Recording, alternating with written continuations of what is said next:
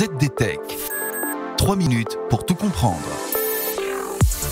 Bonjour à tous et bienvenue dans le ZDTech, le podcast quotidien de la rédaction de ZDNet. Je m'appelle Guillaume Sariès et aujourd'hui, je vous explique comment Cisco compte remplacer médecins et infirmières par des hologrammes.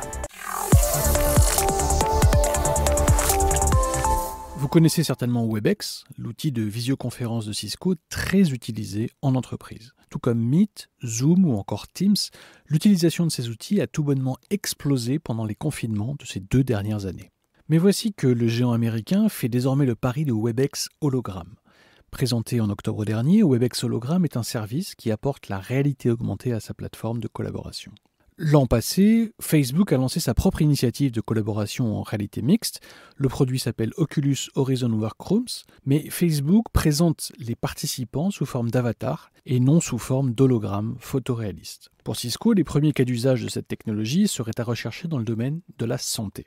Cisco part du principe que nombre de téléconsultations entre médecins et patients pendant le confinement ont été réalisées avec des plateformes vidéo comme Webex. Et dans le même temps, les médecins communiquaient aussi entre eux virtuellement en utilisant ces outils. Dès lors, pourquoi ne pas se reposer sur des hologrammes et non plus sur des écrans pour mieux communiquer ? Car oui, les hologrammes de Cisco n'apparaissent pas sur les écrans de votre ordinateur ou de votre smartphone. Hors de question de gâcher un tel exploit technique avec un écran 8 pouces. Car l'entreprise a mis sur pied des hologrammes qui réagissent en temps réel. Webex Hologram utilise donc des casques de réalité augmentée comme le Magic Leap ou le casque HoloLens de Microsoft. Le premier cas d'usage décrit par Cisco est celui de la formation à distance. Concrètement, des étudiants en médecine peuvent regarder un modèle 3D d'une partie du corps humain tout en observant des simulations d'une procédure médicale. Eh mais attendez, j'ai déjà vu ça. C'était il y a quelques années, lors d'une démonstration qui accompagnait la première version du casque HoloLens de Microsoft. Là aussi, un cours de médecine était dispensé avec un hologramme 3D du corps humain. Oui, donc, Cisco fait du neuf avec du déjà ancien. Mais il le fait mieux, jure-t-il. Cisco utilise une technique de rendu dite de champ lumineux, de quoi procurer une qualité holographique exceptionnelle sur les objets brillants et réfléchissants, comme les yeux par exemple.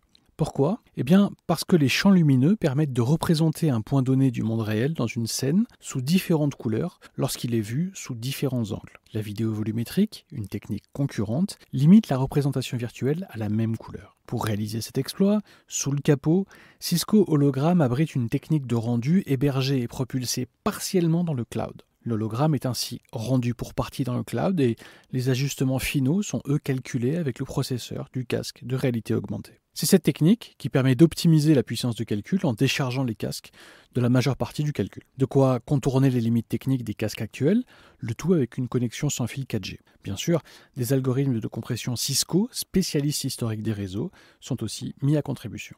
Et voilà, normalement on a fait le tour du sujet. Pour en savoir plus, rendez-vous sur zdnet.fr et retrouvez tous les jours un nouvel épisode du ZDTech sur vos plateformes de podcast préférées. ZDTech. 3 minutes pour tout comprendre.